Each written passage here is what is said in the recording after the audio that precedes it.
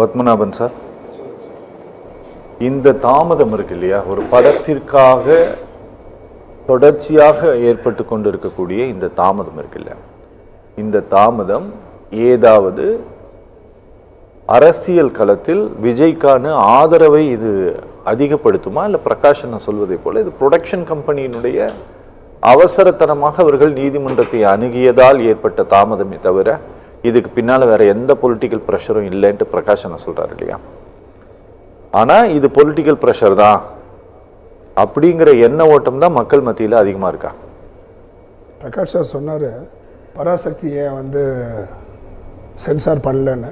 அது காங்கிரஸ் எதிர்ப்பாக இருந்துச்சு, அதனால் பிஜேபி அதை அலோவ் பண்ணிட்டாங்க. It is a favour to the BJP அந்த படம், அதனால் அது வெளியில் வந்துருச்சு.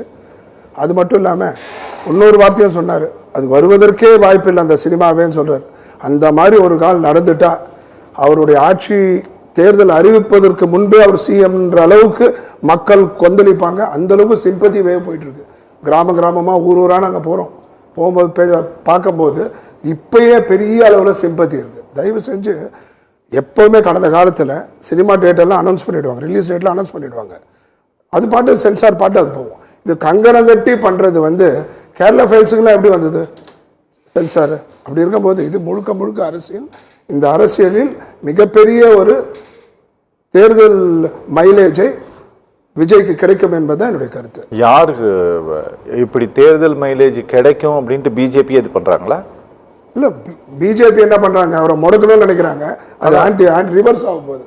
இப்போ நல்லா புரிஞ்சுக்கோங்க சார், நான் 2 வருஷமாக தாவேக்க ஆரம்பித்த காலத்துலேருந்து சொல்லிட்டுருக்கேன், களம் திமுகவுக்கு அதிமுகவுக்கும் தாவேக்காவுக்கும் தான் இருக்கும்னு. அது கிட்டத்தட்ட அது நடக்கிற மாதிரி ஒரு சினாரியோ இப்போ உருவாயிடுச்சு. எப்படின்னா, மதுராந்தகத்தில் நடந்த தேர்தல் பிரச்சாரம், ஒரு மாநாடு, 8 பேர் கை தூக்குனது, முழுகும் கப்பலில் இருக்கும் காங்கிரஸ் திமுகவை விட்டு காங்கிரஸ் வெளியில் வரணுன்ற முடிவுக்கு செல்வ பெருந்தைகள்லாம் வந்துட்டாங்க. அவரெல்லாம் பெரிய ஆதரவு கொடுத்தாரு.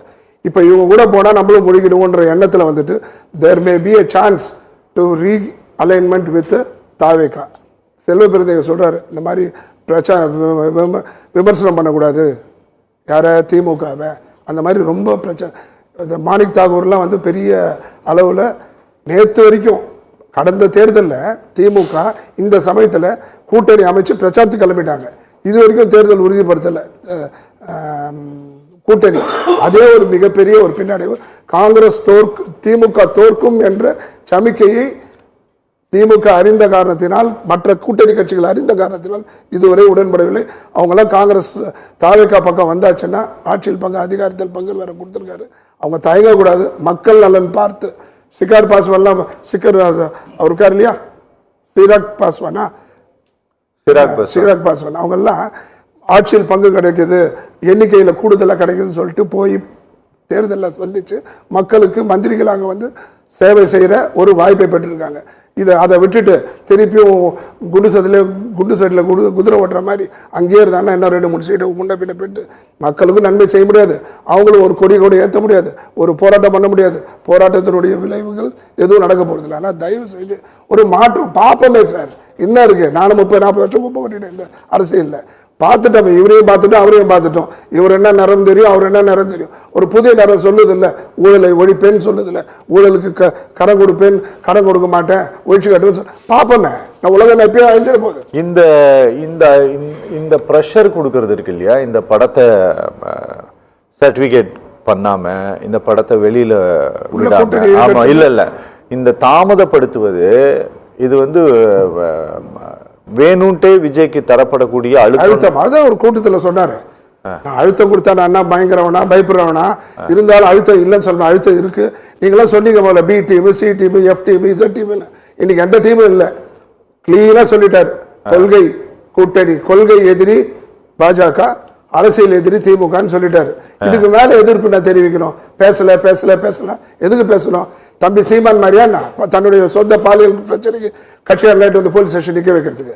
இது அவருடைய தனிப்பட்ட சினிமா பிரச்சனை. இதுல அவர் தலையிடா, அவர் குரல் கொடுக்காம ஒன்னு சொல்ற சார், மௌனத்தை நீங்க குறைச்சு மதிப்பிடுறீங்க.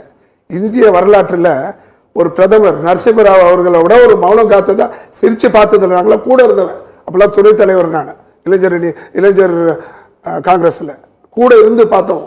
அவங்க ஒரு வார்த்தை சிரிக்க மாட்டார், ஒரு வார்த்தை பேச மாட்டார். ஆனால் மிகச்சிறந்த பொருளாதார மேதை, மிகப்பெரிய ஒரு எழுச்சி கொடுத்த ஒரு காங்கிரஸ் வரலாற்றில் ஒரு பொற்காலம்னு சொல்லலாம். அந்த மாதிரி மௌனம் கூட ஒரு விதமான ஆயுதம், அணு ஆயுதத்தை விட மோசம். அதனால எதுக்கு எடுத்தாலும் கவுத்த அவர் சொல்லிட்டாரு, எதிரின்னு சொல்லிட்டாரு. இந்த சின்ன வயசுல கேள்விப்பட்டிருக்கோம், சால்பேட்டா பரம்பரை, சல்பேட்டா பரம்பரை, அது மாதிரி கொம்பு சுத்தி நான் இருக்க முடியும் சொல்லிட்டாரு, இவர்தான் விரோதின்னு, அவ்வளவுதான் முடிஞ்சு போச்சு. இன்னும் ரப் பண்ணிட்டே இருந்தா தெரிஞ்சோ தெரியாமலோ மத்திய அரசு பிஜேபியில இருக்கு. அவங்களை ரொம்ப சும்மா ரப் பண்ணீங்கன்னா நீங்க ஜெயிச்சுட்டே வந்துடுவீங்க, ஆட்சி வந்துருவங்க, 3ஆவது தலைமுறை 4ஆவது தலைமுறை 5ஆவது தலைமுறை வந்துகிட்டே இருக்கும். ஆனால் மக்கள் தலையில, மக்கள் வாயில, 8 கோடி மக்கள் வாயில மண்ணு நீங்க கொடுக்குற இடத்துல இருக்காங்க சார், தெரிஞ்சோ தெரியாமலோ. அவங்கள அது காங்கிரஸோ பிஜேபி ஏதோ ஒரு மத்திய ஆட்சி அவங்க எடுத்து பெற வேண்டிய நிலையில் நம்ம இருக்கிறோம். 4.5 லட்சம் 5 லட்சம் கோடி 4 லட்சம் கோடி உங்க மேல விமர்சனம் வச்சிருக்காங்க ஊழல்ல. அந்த 4 லட்சம் கோடி அது உண்மையாக இருக்கும் பட்சத்தில் யார் வச்சாங்க சார்? அதிமுக தான் வச்சிருக்கேன் சார். வாங்கின கடனே அவ்வளவுதான், 4 லட்சம் கோடி சும்மா வாய். 15 லட்சம், 3 லட்சம் 15 பிளஸ் 4 19 லட்சம் கோடி சார் செலவு பண்ணி. தயவு செஞ்சு சொல்றவங்க கேளுங்க, திமுக தெரியும் இவங்க எடுக்கிற படம், அவங்களுக்கு தெரியும் இவங்களுக்கு தெரியும் அவங்க எடுக்கிற படம். ஆனா 2 பேரும் மாறி மாறி பேசுவாங்க, கேஸோ நடவடிக்கை எடுக்க மாட்டாங்க. அந்த 4 லட்சம் கோடி நீங்க தொழில முதலீடு போட்டிருந்தீங்கன்னா 2.5 லட்சம் இளைஞர்களுக்கு வேலை வாய்ப்பு கிடைச்சிருக்கும். தயவு செஞ்சு புரிஞ்சுக்கோங்க. எதுக்கடுத்தா நம்ம மாற்றத்தை பார்ப்போமே. ஒரு டீ கடைக்கு போறீங்க, 10 வருஷமா ஒரே கடையில் சாப்பிடுறீங்க, இன்னொரு டீ கடை வந்திருக்கு, நம்ம என்ன ஒரு பார்ட்னரா நான் அந்த பழைய கடைக்கு போய் ஒரு வாட்டி சாப்பிடுவோம், நல்லா தான் கொடுப்போம், நல்லா எல்லாம் தூக்கி போட்டு போயிட்டே இருப்போம். உலகம் அழிய போது 2020-31 தூக்கி போட்டு போயிட்டே இருப்போம். மச்சானா மாமனா வருகின்ற தேவைக்க தலைவர் ஒன்றும் கிடையாது. ஒரு மாற்றத்தை எங்களுக்கு ஒரு டெம்டேஷனா இருக்கு சார். என்ன டெம்டேஷன் இருக்குன்னா 40 வருஷம் மாறி மாறி இந்த கூட்டணிலையும் நான் வேலை செஞ்சிருக்கேன், அந்த கூட்டணிலையும் நான் வேலை செஞ்சிருக்கேன்.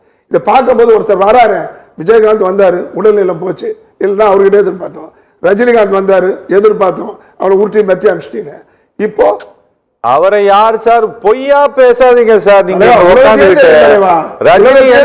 யார் சார்?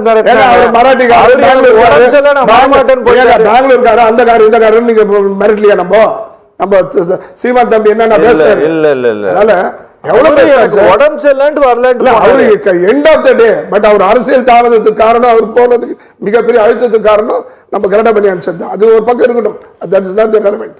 ஆனால் தாவேக்கா ஒருத்தர் வராரு, வரட்டுமே, அதுல என்ன தப்பு? நம்மளுக்கு என்ன இழக்க போறோம்? அதாவது இந்த பிரச்சனை, அவர் சினிமா துறையில கதாநாயகனா இருந்தாரு, இப்ப அரசியல் கதாநாயகனா மாத்திட்டு வராங்க. அரசியல் எதிரி என்பது இந்த ஊழல் தூக்கிட்டு வந்து அவர் அப்படியே வைக்கணும்னு அவர் எதிர்பார்க்கிறாரா? விநாசகால விபரீத புத்தி அந்த மாதிரி போயிட்டு இருக்கு. இல்ல சார், அவரை மாத்துறாங்களா இல்ல எல்லாரும் மாத்தி நம்மள தூக்கிட்டு வந்து அப்படியே சேர்ல உட்கார வச்சணும்னு அவர் எதிர்பார்க்க கட்சியும் சர்வ கட்சியும் சேர்ந்து அவர் அரசியல் ஹீரோவா மாத்திட்டு இருக்காங்க. உதயநிதி ஸ்டாலின் அவர்களை வந்து எப்படி வளர்த்து விட்டாங்களோ அதே மாதிரிதான் சினிமா அது குடும்ப அது வேணா, அது ஒரு பக்கம் இருக்கட்டும். ஆனா பிரகாஷ் சார் சொன்னாரு அரசியல்னா என்ன, நான் அவர்லாம் சீனியர் ஜேர்னலிசம், நான் என்ன சொல்றேன்னா அரசியல் எதிரி என்பது நிர்வாகத்துல, சட்டம் ஒழுங்கு பேணுவதில், ஊழல்ல, இதெல்லாம் வந்து அரசியல் சம்பந்தப்பட்டது. கொள்கை என்பது மதசார்பற்ற நிலை, இவ்வளவுதான் வித்தியாசம். நான் 2 கண்கள், தமிழ் தேசியத்தையும் திராவிடத்தையும் மக்களை ஒருங்கிணைத்து ஜாதி மத வேறுபாடின்றி அரசியல், சமரசமின்றி சட்டம் ஒழுங்கு, ஊழலை எதிர்ப்பு, இதை விட என்ன சார் வேணும் ஒரு மனுஷன் சொல்றதுக்கு?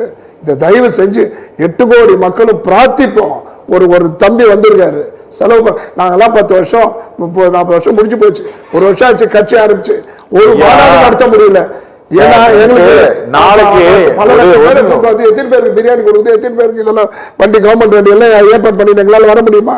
நாங்க ஏதோ ஒரு சக்தி, கடவுள் அரசன் நன்றே கொள்வான், தெய்வம் நின்று கொள்ளும், அது மாதிரி ஒரு வாய்ப்பு கிடைச்சிருக்கு. ஒரு நபர் பெரிய அளவுல 500 கோடியை தூக்கி போட்டுட்டு வராரு, அவரை என்கரேஜ் பண்ணுவோமே சார். என்னமோ நம்ம விட்டு சொத்து போன மாதிரியே பதற்றம் பண்றது. அவர் கேட்ட கேள்வி கரெக்ட் தானே சார்? பத்திரிகையாளர் என்பவர்கள் நடுநிலை, மக்களுக்கானவர்கள், அவங்க வந்து ஒரு சார்பில் போற, இவர் சார்பில் பேசல. நான் பொதுவா சொல்றேன், மற்ற டிவி சேனல்லாம் பார்க்கும்போது ஒரு சார்பில் விடுங்க சார், அவங்க எங்கேயோ பேசிட்டு போறாங்க, அதை பத்தி நம்ம என்னத்துக்கு போய் பேசிட்டு கிடக்கணும்? அதாவது இந்து விரோத சக்தியாகவும் இருக்கக்கூடாது, அரவணைச்சு போனோம், இதெல்லாம் ஊழல் அற்ற நிலை. இப்போ 4-5 கோடி வாங்கிட்டீங்க 5 வருஷத்துல, இப்போ ஒரு ரிசர்வ் வங்கி வந்து உங்களை ஸ்டாப் அனுமதி மறுத்துட்டாங்க. இல்லை இந்த 2 மாசம் இன்னும் 2 லட்சம் கோடி வாங்கிட்டு இருப்பீங்க. 4.5 வருஷம் மௌனம் காத்து இந்த 6 மாசத்துல காலையில் ஒன்று, சாயந்தரம் ஒன்று, மத்தியானம் ஒன்று, சொன்னதையே திருப்பி சொல்லிட்டோமான்ற ஒரு சந்தேகம் இவ்வளோ இருக்கிறதுக்கு காரணம், தயவு செஞ்சு மீண்டும் மீண்டும் தமிழக உங்களுடைய நேயர்களுக்கு ஒரு வேண்டுகோள், ஒரு வாய்ப்பு. ஒரு தம்பி சொல்றாரு, ஏன் போனேன் இதான் தேர்தல் முடிஞ்ச உடனே திமுக திருப்பி திட்ட ஆரம்பிச்சிருவாங்க, அதிமுக திட்ட ஆரம்பிச்சிருவாங்க. எல்லாத்தையும் ஒதுக்கிட்டு ஒரு நொடி தலைவா ஒரு வாய்ப்புக்கு ஒரு புது ஆள் கொடுப்போம், அதை நம்ம பார்ப்போம். இல்லைன்னா 31 தூக்கி வெடிப்போம்.